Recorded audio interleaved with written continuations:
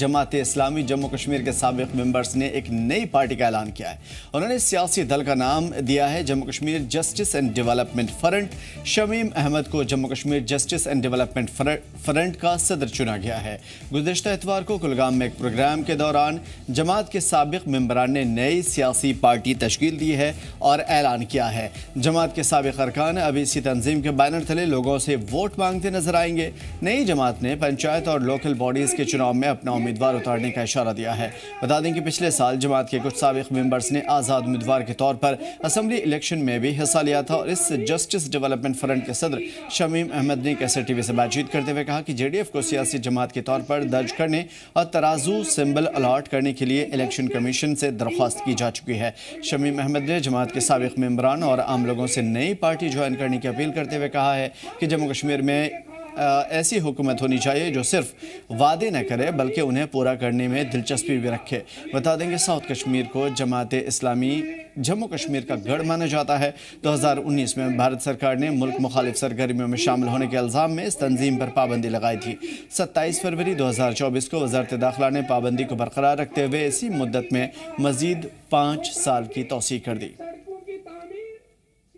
हमारा मकसद यही रहेगा कि हम माशरे को एक सही माशरा, एक तंदुरुस्त माशरा और सालिम माशरा और पॉजिटिव माशरा बनाने की कोशिश करेंगे और ग्रास रूट लेवल पर जाकर हम काम करना चाहेंगे। हमारा जो सबसे बड़ा इशू यहाँ पे होगा और जो हम उठाएंगे, मुद्दा उठाएंगे, वो जस्टिस एंड डेवलपमेंट ही होगा, क्योंकि इसीलिए हमने इसको जस्टिस एंड डेवलपमेंट फ्रंट का नाम दिया है। तो आगे जाकर हम लोगों के लिए इंसाफ की मांग करेंगे, लोगों के हुकूक के लिए जो हुकूक की मांग करेंगे और जो भी मसाइल दरपेश हैं जहाँ पे आम सियासी पार्टियाँ नहीं पहुँचती वहाँ पे हमें यकीन है कि हमारे लोग पहुँच जाएंगे। वो हमारे गाँवों में, हमारे मोहल्लों में, हमारे कस्बों में, हमारे शहर और देहात में तशखीस करेंगे। जमात इस्लामिया 87 से पहले भी रिलीजियस ऑर्गेनाइजेशन थी, लेकिन उस वक्त जमात इस्लामी सियासत में भी थी। तो उसके बाद as a sign of protest हमने ये किया कि हमने हिस्सा नहीं लिया, दैट इज़ यानी रिगिंग के हवाले से, that is why we could not participate in the mainstream politics। तो अब जब बात बन गई है कि पार्लियामेंट इलेक्शन साफ और शफाफ हो गए, उसके बाद हमने फैसला किया था कि जो उसी वक्त हमने Jammu and Kashmir justice and development front तश्कील दिया था ताकि आगे जाकर जो आने वाला असेंबली इलेक्शन था 2024 का उसमें हिस्सा ले। लेकिन बदकिस्मती से हमारा बैन हटा नहीं और उस वक्त जो हमने कागजात भरे थे पार्टी को रजिस्टर करने की, उसके हवाले से भी एक्नॉलेजमेंट नहीं आई थी। तो लेकिन अब मौका है, ये है कि जमात ने इसको पॉलिसी के हवाले से देखा कि एज ए विंग जो है जस्टिस एंड डेवलपमेंट फ्रंट काम करेंगी। फिलहाल जमात बैन है, लेकिन आगे जाकर उनके साथ पूरी कंसेंसस करके हम आगे बढ़ेंगे।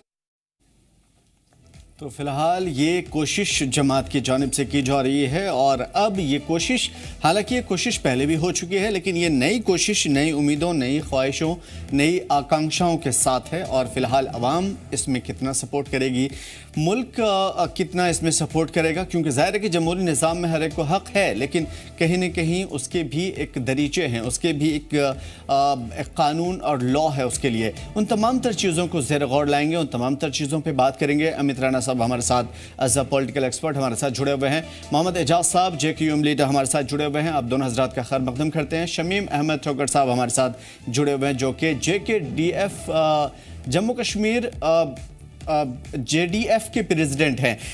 शमीम साहब आपका खैर मकदम करते हैं और ख़ास बातचीत में आपका स्वागत करेंगे। लेकिन सबसे बड़ी बात आज के इस प्रोग्राम की शुरुआत आपसे ही करना चाहेंगे कि दोबारा वापसी जम्मू कश्मीर में इस पूरे ढांचे के अंदर जो सूरत हाल मौजूदा है वो आपकी नज़र के सामने में है। जमात ने दोबारा एंट्री कैसे मारने की कोशिश की, या फिर जमात जम्मू कश्मीर के अंदर इस तरह की सोच दोबारा कैसे लेकर के आए? क्या उस इंतहा पसंदी पे जिस पे जमात का एक बुनियाद समझा जाता है, क्या उस पर यकीन नहीं रहा, या फिर इस तरफ ज़्यादा यकीन बढ़ा है जमहूरियत में? आपका बहुत बहुत शुक्रिया। देखिए, सबसे पहली बात है कि जमात इस्लामी जम्मू और कश्मीर कभी इंतहा पसंद रही ही नहीं है। हमारी ये हिस्ट्री रही है कि हमने हमेशा ह्यूमैनिटेरियन ग्राउंड्स पे काम किया है। आपको मैं एक मिसाल दूं कि बहुत पहले 53 के बाद लगभग 65 में यहाँ पे जो आग के वारदात हुए थे और बिला मजहब व मिल्लत हमारे लोगों ने उसमें काम किया था। 2014 में आपने देखा होगा कि सैलाब की सूरत हाल जो कश्मीर में पेश आई तो हम हुकूमत के साथ पेश थे। जमात कभी इंतहा पसंद रही ही नहीं। और जहाँ तक जमहूरियत का सवाल है तो जमात इस्लामी जम्मू व कश्मीर ने 87 से पहले जमहूरियत में बाकायदा हिस्सा लिया है। और रिगिंग के बाद as a sign of protest जो है जमात इससे बिल्कुल दूर रही, क्योंकि हमारे लोगों का जो इस पे एतमाद था, इस पे जो भरोसा था वो उठ गया था और as a sign of protest हम दूर रहे। आपने सुना होगा कि हमारे उस वक्त के जमात इस्लामी जम्मू कश्मीर के अमीर महमूदुल्लाह वानी साहब उस वक्त प्रेस के सामने आए 2014 में। जब उनसे पूछा गया कि क्या आप इलेक्शन में हिस्सा लेना चाहेंगे तो उन्होंने जवाब दिया था, आज भी वो कटिंग मेरे पास मौजूद है, कि उन्होंने जवाब दिया था कि अगर हमें गवर्नमेंट इंस्टीट्यूशन जो है अगर वो हमें पूरा भरोसा दे कि हम साफ और शफाफ इलेक्शन करेंगे और जमात इस्लामी जो हक रखती है आगे बढ़ने का उसको पूरा मौका दिया जाएगा तो हम इलेक्शन लड़ने के लिए तैयार हैं। तो हम कभी जमहूरियत से अलग नहीं रहे, लेकिन जो एतमाद ख़त्म हो चुका था जमहूरियत पे तो जमात को फिर से वो यकीन दहानी दिलाई गई और साफ और शफाफ जो पार्लियामेंट में इलेक्शन हुए तो जमात ने सोचा कि हमें भी आगे आना चाहिए। हम तो सोशो पॉलिटिको रिलीजियस ऑर्गेनाइजेशन है ही, तो ये एक बहुत अच्छा और सुनहरा मौका होगा कि हम फिर से लोगों की खिदमत करने के लिए दावती काम के साथ साथ लोगों की खिदमत करने के लिए आगे आए और लोगों का काम करें। जो चलिए ये हो सकता है कि जमात का अपना नजरिया हो। शमीम साहब, मैं आपसे ये समझने की कोशिश करूंगा और इसी चीज के साथ बाकायदा आगाज भी करना चाहता हूं। दरअसल क्या है कि जमात से किसी को नाराजगी नहीं है, मसला यह है कि आपके नजरिए से कहीं ना कहीं इंतहा पसंदी ने जन्म लिया और कहीं ना कहीं उन तमाम तर चीजों का 90 के दहाई में असर देखने को मिला। तो अब उन तमाम तर चीजों से जमात अलग होकर के, आपने कहा कि सोशल, पॉलिटिकल और रिलीजियस पे ज्यादा फोकस रहा, सोशल एंड पॉलिटिकल बहुत कम रहा। देखिए, सोशो भी रहा है क्योंकि हमारे हर जगह पे बैतुल माल थे, हर गांव में बैतुल माल थे। हम इस वक्त भी अगर हमारे दफातर खोले जाएं तो हम इस वक्त भी फिगर्स दे सकते हैं कि हमने कितने ऑर्फनस को पढ़ाया। हम इस वक्त भी फिगर्स दे सकते हैं कि हम गाँव में कितने बेवाओं को हम हर महीने बाज़ाबिता तौर पर एक जो है एक पे करते थे 2000-3000, और हम बाज़ाबिता फिगर्स दे सकते हैं हमने कितनी बच्चियों की शादियां की हैं और गांव में जो भी वारदात होते थे उन वारदात में हम किस तरह पेश रहे और लोगों की हमने मदद की है। तो सोशो एस्पेक्ट हैं। दावती एस्पेक्ट तो था ही कि हम इज्तिमात करते थे, हम शाम के बाद दर्स कुरान करते थे, सुबह दरसगाह चलाते थे, शाम दरसगाह चलाते थे। लेकिन पॉलिटिक्स में मैंने सब पहले ही आपको बताया कि हम दूर रहे। उसकी बुनियादी वजह यही है कि मानिए कि हमारे लोगों का एतमाद इस चीज़ पे ख़त्म हो चुका था। तो अब जब जमात ने ये चीज़ जमात को यकीन दहानी दिलाई गई कि आगे जाकर साफ और शफाफ इलेक्शन होंगे, आप भी हिस्सा ले सकते हैं, तो जमात ने इसको अच्छा मौका समझा अपने लिए कि हम लोगों की ज़्यादा से ज़्यादा खिदमत इसी तरह कर सकते हैं। जहाँ तक इंतहा पसंदी का सवाल है, आप मुझे बताएं कि यहाँ सबसे पहले जो गन कल्चर है या गन यहाँ पे जिसके हाथ में थमाया गया वो कौन सी पार्टी थी आपको खुद पता है। तहरीक मुजाहिदीन किसकी पार्टी थी आपको पता है। अल जहाद किसकी पार्टी थी आपको पता है। और हिजबुल मुजाहिदीन से तो हमने 98 में बाज़ाबिता हमारे भट्ट साहब जो अमीर मोहतरम हमारे उस वक्त रहे थे, उसने बाज़ाबिता प्रेस कॉन्फ्रेंस में कहा कि हमारी कोई जो है आर्मड विंग नहीं है। और उसको लेकर के जब जमात में दूरियां पैदा हो गई तो 2004 में आप देख सकते हैं कि जब मसले कश्मीर का इशू आया तो हमारे मोहतरम व मुकर्रम मरहूम गिलानी साहब अलग हो गए और मसले कश्मीर को आगे लेकर बढ़े। लेकिन जमात ने उस वक्त भी अपने मौक़िफ़ पे कायम रही। बिल्कुल, लेकिन 1990 के गवर्नर जनरल कश्मीर गुलाम मोहम्मद सादिक साहब के खिलाफ बगावत वाली बात भी आप जरूर शेयर करिए अगर आप ये कह रहे हैं तो। देखिए, वो बात है जो इंटरनल बातें हैं और जो इंटरनल बातें उन पॉलिटिकल पार्टीज में भी थी उस वक्त। चलिए, तो यानी आप ये कहना चाहते हैं कि बाकी लोगों के साथ आपने भी बहती गंगा में हाथ धोया? नहीं, वो बहती गंगा में हाथ नहीं धोया, हमें मजबूर किया गया ऐसा करने के लिए। देखिए, आप एक सेक्ट को इस वक्त भी पुख्तदावाल कर रहे हैं और विक्टिमाइज कर रहे हैं। नहीं, देखिए शमीम साहब माफी चाहता हूं इस चीज के लिए, लेकिन मैं आपको इस वजह से, देखिए आप जब आएंगे तो यहाँ पे मैं आपके सामने क्या नाम है बहुत अच्छे से जो है डिशेस और बहुत ही मिठाई और इस तरह की चीजें आपके सामने नहीं पेश करूंगा, आवाम भी नहीं चाहेगी। मैं आपसे वही चीजें पूछूंगा जो अवाम जानना चाहती है, क्योंकि अवाम का एतमाद बहाल नहीं है। ठीक है, मैं आपकी तरफ आता हूं वापस। अमित राणा साहब भी हमारे साथ जुड़ चुके हैं और एजाज साहब भी। अमित राणा साहब, क्या आपको नहीं लगता कि वही पुरानी शराब, लेकिन बोतलें नहीं, पूरा कॉक और उसके उसके स्टिकर्स चेंज कर दिए गए? नहीं, बिल्कुल आपने सही कहा। देखिए, एक डेमोक्रेटिक प्रोसेस में कोई भी पार्टिसिपेट करना चाहे उसका मोस्ट वेलकम है। और वो कहते हैं हिंदी में कि सुबह का बूला शाम को वापस अगर घर आ जाए तो उसका स्वागत है। समस्या ये है कि क्या जमात इस्लामी सुबह का बूला है और अपनी गलती मान चुका है? देखिए, हमें समझना पड़ेगा, जमात इस्लामी जम्मू कश्मीर का जो फाउंडेशन है वो एक कोर रेजोल्यूशन पर स्टार्ट होता है, और वो कोर रेजोल्यूशन है जो जम्मू कश्मीर को एक डिस्प्यूट मानता है। क्या जमात इस्लामी ने आज वो डिस्प्यूट ऐसा कोई रेजोल्यूशन निकाला जिसमें उन्होंने कहा है कि जम्मू कश्मीर अब एक डिस्प्यूट नहीं है, उसका रेजोल्यूशन नहीं होना चाहिए? हाँ, दूसरा जो ड्रेन रहा है जम्मू कश्मीर में जमात इस्लामी, वो अनफॉर्चुनेटली इतना भयानक रहा है कि सोच के भी डर लगता है। अब देखिए, जमात इस्लामी के बड़े नाम कौन कौन से हैं? सैयद सलाउद्दीन, मजीद डार, यासीन मलिक, सैयद अली शाह गिलानी, गुलाम हसन सहराई। तो जम्मू कश्मीर के जितने भी बड़े अलगाववादी नेता या आतंकवादी नेता रहे हों, वो सारे के सारे जमात इस्लामी से आते हैं। और ये भी कहना गलत नहीं होगा कि जमात इस्लामी की कोर फिलॉसफी में डेमोक्रेसी के नाम की जगह नहीं है। हार्डकोर आइडियोलॉजिकल इस्लाम में डेमोक्रेसी की जगह नहीं है। जमात इस्लामी उसको फॉलो करता है, उसमें जगह नहीं। और महमूद और महदूदी की जितनी भी वर्क आप देखेंगे तो उसमें डेमोक्रेसी की जगह नहीं है, और ये उसी आइडियोलॉजी को फॉलो करते हैं। तो ये आज कहीं ना कहीं, क्योंकि अब 2019 के बाद ये इररिलेवेंट हो गए हैं, इसलिए ये अपने आप को वापस रिवाइव करना चाहते हैं। 87 में इनसे कोई पूछे कि 87 में इलेक्शन रिग हुआ तो आपने आतंकवादी संगठन क्यों बनाया? और अगर आपने आतंकवादी संगठन बनाया तो जो बेगुनाह बेकसूर माइनॉरिटी कम्युनिटी के लोग थे, और चाहे पंडित कम्युनिटी थी, चाहे हिंदू कम्युनिटी थी, चाहे सिख कम्युनिटी थी, या शिया कम्युनिटी थी, आप उनको क्यों टारगेट कर रहे थे? उनका उस इलेक्शन रिगिंग से क्या लेना देना था? तो ये एक बहाना था बार बार एक आर्म स्ट्रगल हिंदुस्तान के खिलाफ करने का, एक जिहाद हिंदुस्तान के खिलाफ वेज करने का, और उसका बहाना लिया गया एक इलेक्शन रिगिंग को लेकर।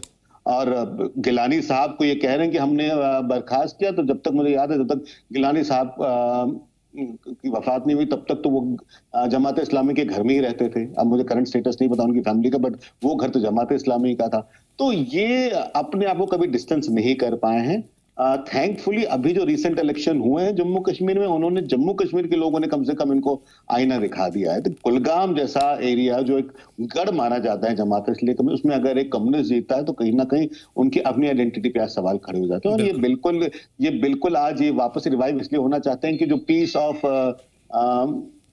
जो पावर है, क्योंकि अभी इलेक्शंस होंगे, पंचायत के इलेक्शन होंगे, शहरी जिला बोर्ड के इलेक्शन होंगे, उन सब में कहीं ना कहीं पीस ऑफ पावर लेने के लिए आ रहे हैं। मंशा इनकी, जिस पेड़ से हिजबुल मुजाहिदीन जैसा एक टेरर ग्रुप निकले, उस पेड़ में से जहर के अलावा और कुछ नहीं निकल सकता। तो ये सिर्फ भारत में हो सकता है कि एक आतंकवादी संगठन को आप इलेक्शन लड़ने दें।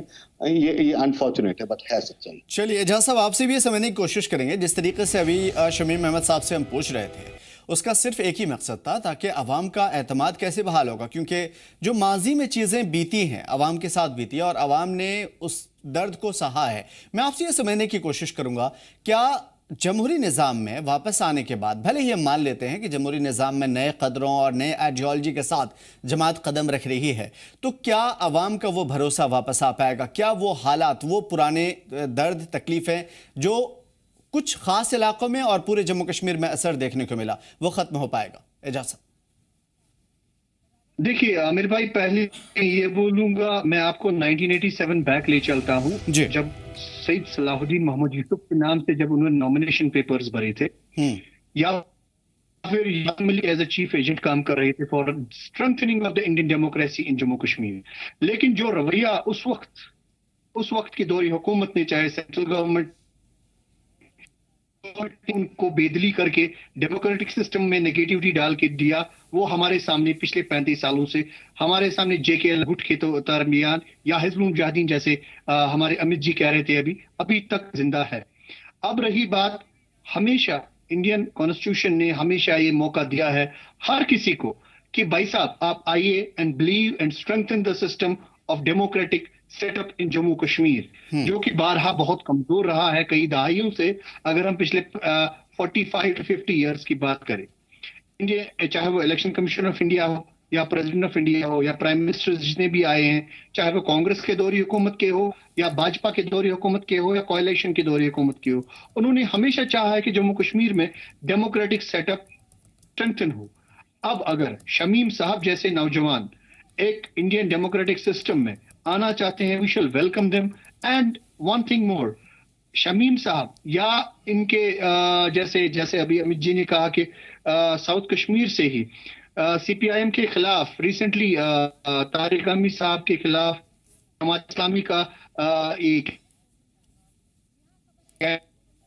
came up as a second runner up. So ये एक खुशाइंदा बात है that people are getting a good choice. If Jamaat Islami अगर ये जैसे अमित जी ने कहा है, whether they believe in the Constitution of India and they find Jammu Kashmir as an integral part of India, then I believe they should be given a chance and a clean sheet to all whatsoever. In whatsoever form come they. I believe to strengthen to democratic system as well as for the welfare state of Jammu Kashmir.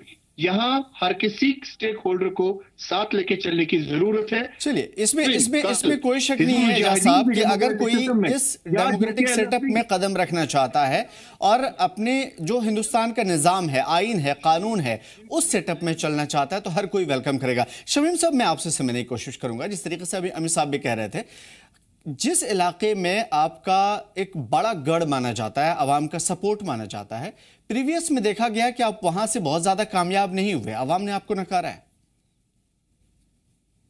देखिए, psychologically तो हम जीत गए हैं, because there were 4-5 parties that were in coalition, और उनके साथ एक मजहबी तबका भी था, और यहाँ से हमारा एक लीडर खड़ा हुआ और 14 दिनों में वो एक बहुत बड़े दिग्गज लीडर के खिलाफ 26,000 वोट ले रहा है, और वो बाल बाल उसकी सीट बच जाती है। तो आप इसको ये नहीं मान के चल सकते कि ये हार है।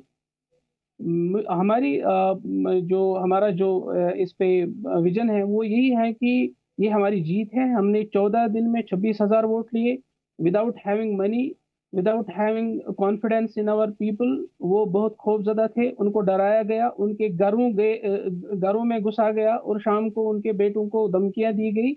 हमारे जो कैंपेनर थे, हमारे जो उस वक्त के सपोर्टर थे, उनको डराया गया। उसके बावजूद भी 26,000 वोट ले रहे हैं हम। अपना जो इलाका है, हमारा स्ट्रांग एरिया है, उस स्ट्रांग एरिया में 26,000 वोट ले रहे हैं, तो हमारे लिए बहुत है, हम साइकोलॉजिकली जीत चुके हैं। चलिए, आप ये कह रहे हैं कि हम इतना वोट हासिल कर रहे हैं, तो ठीक है, धीरे धीरे आप और भी ज्यादा आगे बढ़ेंगे। मैं एक चीज और समझने की कोशिश करूंगा। आपके पार्टी के सदर ने कहा कि जिन इलाकों में इलाकाई जमात ने जम्मू कश्मीर में वादे किए हैं, तरक्की के काम नहीं किए, अगर वो आते हैं, यानी जमात इस्लामी को लोग सपोर्ट करते हैं, तो वो सिर्फ वादे नहीं करेंगे। आप मुझे सिर्फ इतना बता दीजिए कि आपके कुछ एमएलए भी रह चुके हैं कुछ इलाकों में, प्रीवियस की बात कर रहा हूं मैं, उसमें आपने क्या रिफॉर्म ऐसा कर लिया, क्या कुछ बड़ा कर दिया आवाम के लिए? देखिए, मैं उसी इलाके की बात करता हूं जहां से सयार साहब हमारे लड़े हैं। तो आप वहां पे देखेंगे कि हमारे वहां पे अब्दुर्रज़ाक बुचरू साहब उस वक्त के एमएलए थे। उसने अपनी जो तनख्वाह थी, जो एमएलए तनख्वाह ले रहे थे, वो किन में बांटते थे, आप ये वहाँ पे मालूम कर सकते हैं। वहाँ की बेवाओं पे, वहाँ के गरीब बच्चों पे, वहाँ के यतीम बच्चों पे। तो मुझे लगता है कि आम इंसानों से उठते बैठते वो चलते थे, और आम इंसान की तरह लोगों के पास जाते थे, लोगों के मसाइल हल करते थे। उसका दरवाजा 24 घंटे के लिए खुला रहता था, लोग उसके पास जाते थे। और जो भी उस वक्त थे, 2-4 जो लोग थे, आपने देखा होगा कि जो बैग लेकर वो वहाँ असेंबली में गए, वही बैग लेकर वापस भी आए। कोई प्रॉपर्टी नहीं बनाई, कोई संपत्ति नहीं बनाई, कोई दूसरे जो है स्टेट्स में उन्होंने कोई अपनी चलिए, हो सकता है इस चीज के लिए हम किसी के ऊपर जो है मोहर नहीं लगाएंगे, लेकिन रैना साहब, मैं आपकी तरफ आऊंगा इस सवाल के साथ। देखिए, जमात इस्लामी का जहां से आप जिक्र कर रहे थे, वहां से अगर हम हिस्ट्री उठाते हैं, तो दो जमात जिस पे ख़ास तौर पे बहुत ज़्यादा असर पड़ा, उसमें से एक हिंदू है, एक मुस्लिम है। दोनों कम्युनिटी के अंदर बहुत ज़्यादा दूरियां बढ़ी हैं और बहुत अभी तक है उसका असर देखने को मिल रहा है। लाखों लोगों को उसका असर देखने को मिला। मैं आपसे समझने की कोशिश करूंगा, अगर जमात सच्चे दिल से डेमोक्रेटिक में आ रही है, डेमोक्रेटिक प्रोसेस को फॉलो कर रही है और आगे बढ़ रही है, तो क्या ये दूरियां, ये गैप, ये नाराज़गी, ये नफरत एक दूसरे के दरमियान जो इंतशार है, ये ख़त्म हो पाएगा, आपको लगता है? नहीं, देखिए, जमात इस्लामी अगर जो कह रही है वही करना चाहती तो जमात इस्लामी को अपना नाम ही बदलना पड़ेगा, क्योंकि जमात इस्लामी की कोर आइडियोलॉजी में ही डेमोक्रेसी नहीं है। अगर मौलाना मदूदी को आप पढ़ते हैं तो वो तो कहते हैं कि जो मॉडर्न डे जाहिलिया है उसमें डेमोक्रेसी है, उसमें सेक्युलरिज्म है, उसमें कॉन्सेप्ट ऑफ नेशनहुड है। तो ये आता हूं शमीम साहब की ये बड़ा कॉन्ट्रडिक्शन है जमात इस्लामी की। देखिए, ये हमको समझना पड़ेगा, ये कुछ नहीं है, ये एक और अल्टरनेटिव क्रिएट किया जा रहा है to bring chaos in Jammu and Kashmir politics. और जमात इस्लामी जो इररिलेवेंट हो चुकी है 2019 के बाद, कहीं ना कहीं वापस तरीका ढूंढ रही है। 87 के इलेक्शन की बात बार बार कोई मेरे एक दोस्त भी कर रहे थे। ये क्या, एक तो 87 का इलेक्शन जम्मू कश्मीर की खुद की रीजनल पार्टीज ने किया, उसमें केंद्र का कोई लेना देना नहीं था। उस समय के मुख्यमंत्री फारूक अब्दुल्ला थे और वो रिगिंग नेशनल कॉन्फ्रेंस ने करी, अगर करी और सबको पता है करी गई। उसमें हिंदुस्तान का कोई लेना देना नहीं, तो मतलब दिल्ली का कोई लेना देना नहीं था। बिल्कुल। फिर भी आपने स्टेट के खिलाफ वॉर वेज किया, उसमें माइनॉरिटी का कोई लेना देना नहीं था। और इलेक्शन सिर्फ जम्मू कश्मीर में रिग नहीं होते थे। इलेक्शंस एक समय में जब तक 3 सेशन नहीं है उससे पहले पूरे हिंदुस्तान में रिग होते थे। बैलेट बॉक्सेस गायब हो जाते थे। लोगों को वोटिंग के बिहार, उत्तर प्रदेश, मध्य प्रदेश बड़ा ही नटोरियस है इस चीज को लेकर, मगर वहां कोई जिहाद नहीं आया। तो ये जो रेडिकल आइडियोलॉजी है जमात इस्लामी की, जब तक जमात इस्लामी इसको डाइवोर्स नहीं करती है, जमात इस्लामी पे विश्वास करना बेवकूफी होगी। क्योंकि हमें इतिहास से सीखना है, और हम अगर इतिहास सीखते हैं 1940 से ऑनवर्ड्स को लेकर, जमात इस्लामी का इतिहास अगेंस्ट कंसेप्ट ऑफ नेशनहुड रहा, अगेंस्ट इंडिया रहा है। वो बिलीव करते हैं जम्मू कश्मीर एक डिस्प्यूट है, उसको पाकिस्तान के साथ मर्ज होना चाहिए। और उनके जो सक्सेसिव जो लीडर्स, देखिए जमात इस्लामी के किसी भी बड़े लीडर का नाम ले लीजिए आप, वो के सारे विश्वास करते हैं कि जम्मू कश्मीर जो है वो पाकिस्तान का हिस्सा है। तो आज आप एक मुखौटा लगाकर सामने आते हैं तो और आप चाहते हैं कि आप कुछ वापस रिलेवेंस लें, तो देखिए आप तो मुझे विश्वास नहीं होता। देखिए, एक बर्ट्रैंड रसल की बड़ी कहावत है, I will not die for my beliefs because I could be wrong. ये आज कह दें कि हम अपने बिलीफ में विश्वास नहीं रखते हैं, we could be wrong, they are most welcome, but unfortunately ये वो भी नहीं कहेंगे, क्योंकि ये उसी बिलीफ सिस्टम में ही चलते हैं। तो ये डेंजरस ट्रेंड है। मैं बार बार कह रहा हूं, सुबह का भूला शाम को वापस आए, सबसे ज्यादा वेलकम है, मगर वो भूला होना चाहिए, वो अपनी गलती मानना चाहिए। अगर मैं इन्हीं की बात पे चलूं, 98 तक हिजबुल मुजाहिदीन को ही सपोर्ट कर रहे थे, ये खुद एडमिट करते हैं आज। हालांकि हिजबुल मुजाहिदीन आज भी आर्म्ड विंग मानी जाती है जमात इस्लामी की, मैं इनकी बात को ही ऑनर कर लेता हूं। आपने 8 साल एक आतंकवादी संगठन को, जिसने सैकड़ों लोगों को उन 8 सालों में मारा, जिसमें वंधामा जैसा मैसेकर हो गया, जिसमें संग्रामपुरा जैसा मैसेकर हो गया, आप उसको सपोर्ट करते रहे। तो ये अपने आप में दिखाता है कि आपने सिर्फ अपने एडवांटेज के लिए उनको पब्लिकली डिस्टेंस किया है, नहीं तो your leadership continue to support Hizbul Mujahideen. ठीक है, एक चीज और समझेंगे आपसे राणा साहब कि जिस तरीके से हम देखते हैं मुल्क में ऐसी बहुत सारी मिसालें मिलती हैं जहां पे इंतहा पसंद तंजीमें या इस तरह की सोच रखने वाली, जिन्होंने डेमोक्रेटिक प्रोसेस पे बिलीव किया और आज वो कहीं ना कहीं बेहतर कर पा रही है। क्या जम्मू कश्मीर की जो मौजूदा सूरत हाल बेहतर होती जा रही है धीरे धीरे करके, क्या हम इसे वेलकमिंग समझें कि जम्मू कश्मीर में मजीद बेहतरी आएगी जमात का सियासत में वापसी करने से? देखिए, जो हम बाकी इंसर्जेंट ग्रुप्स की बात कर रहे हैं, उनका क्लैश इंडियन स्टेट से या इंडियन गवर्नमेंट्स में उस पॉइंट्स को लेकर था। वो एक पर्टिकुलर रिलीजियस ड्रिवन आइडियोलॉजी नहीं थी। राइट, ठीक है। अनफॉर्चुनेटली जमात इस्लामी का जो कॉन्स्टिट्यूशन ही अपने आप में, जो फॉर्मेशन आप जिस आइडियोलॉजी पे आपकी बेसिस फॉर्मेशन हुई है, वो आप उससे तो कॉम्प्रोमाइज नहीं कर रहे हैं। उनके जो कंसर्न्स थे वो एड्रेस हुए हैं। क्या मुझे आज जमात इस्लामी के जो स्पोक्स पर्सन यहाँ बैठे हैं वो कहने को तैयार है कि मौलाना मदूदी गलत थे? उनके जो बिलीफ सिस्टम था, जो उनका कॉन्सेप्ट था कि जिसमें मॉडर्न जहिलिया में सेक्युलरिज्म आता है, डेमोक्रेसी आती है, सोशलिज्म सबको मॉडर्न जहिलिया कहते थे, वो गलत थे। हम उनकी बात से नहीं विश्वास करते। हम विश्वास करते हैं कि देश में सेक्युलरिज्म, हम विश्वास करते हैं कि शरिया की जगह नहीं है इस देश में, शरिया की जगह जम्मू कश्मीर में नहीं है, हिंदुस्तान के आईन की जगह है जो सबको एक बराबर ट्रीट करे। तो ये नहीं कह पाएंगे। शमीम साहब से जवाब ले लेते हैं। शमीम साहब जी, मैं बताना चाहूंगा कि अमित साहब हैं, ये जो बता रहे हैं कि डेमोक्रेसी में उस वक्त भी दांधिया होती थी और रिगिंग होती थी, तो मुझे लगता है कि इंडियन डेमोक्रेसी पे सबसे बड़ा दाग दे रहे हैं। और मुझे नहीं लगता कि शायद दुल्लत साहब की जो 3 किताबें उसने लिखी है, life in the shadows, Kashmir in the Vajpayee years and spy chronicles, जो उन्होंने लिखी है, उसमें बाकायदा तौर पर उसने लिखा है कि Congress was in that process of rigging. तो कांग्रेस बाकायदा तौर, चलिए उस रिगिंग को छोड़ देते हैं फिलहाल। राणा साहब आपसे कुछ पूछ रहे हैं। आप सुनिए, आप मेरी पूरी बात सुनिए आप। बोलिए। उसके बाद यहाँ पे 90s में जो यहाँ पे गन कल्चर शुरू हुआ, वो किसने किया? और जमात इस्लामी के लोग एक्चुअली उसमें कब आए, ये दूसरी बात। और तीसरी बात, जमात इस्लामी के का जो दस्तूर है उसमें आर्टिकल 5 है। आर्टिकल 5 आप पढ़ें। मुझे लगता है कि जो अमित साहब जो बात कर रहे हैं आउट ऑफ बॉक्स कर रहे हैं। लोग यहाँ पे मरे और आपके पास क्या कौन सा विटनेस है कि हमने उनको मारा, हमारे लोगों ने मारा? तीसरी बात यह कि आप एक स्पीच दिखाए जहां पे हमारे किसी लीडर ने 90 से लेकर आज तक ये कहा हो कि हम पाकिस्तान के साथ मर्ज होना चाहते हैं। वी बिलीव इन डेमोक्रेसी, और जमात इस्लामी डेमोक्रेसी की सबसे बड़ी मिसाल है। यहाँ पे मैं एक गरीब बाप का बेटा हूँ, मैं अमीर जमात भी बन सकता हूँ, मैं प्रेसिडेंट भी बन सकता हूँ, मैं जनरल सेक्रेटरी भी बन सकता हूँ, बन गए। नहीं, उनका सिर्फ एक ही बुनियादी सवाल है कि अगर कोई सुबह का बोला शाम में आ जाए तो वो ज्यादा वेलकमिंग है, उनको तो गले लगाना चाहिए। लेकिन सवाल सिर्फ ये है कि क्या जो बुनियादी जो आइडियोलॉजी है, क्या उससे समझौता करने के लिए जमात तैयार है? We believe in democracy. हमने कभी डेमोक्रेसी को गलत नहीं कहा है। कहाँ कहा है? आप मुझे एक किताब दिखाएं मौलाना मौदूदी की जहाँ पे उन्होंने डेमोक्रेसी को गलत कहा है, जहाँ पे वो उसको जाहिलियत कहते हैं। वो तो डेमोक्रेसी पे बिलीव करते हैं, जबकि आप देखेंगे कि दुनिया में बहुत सारे स्कॉलर्स ऐसे हैं जो उसको उस बात पे टोकते हैं कि ये जमहूरियत पे बिलीव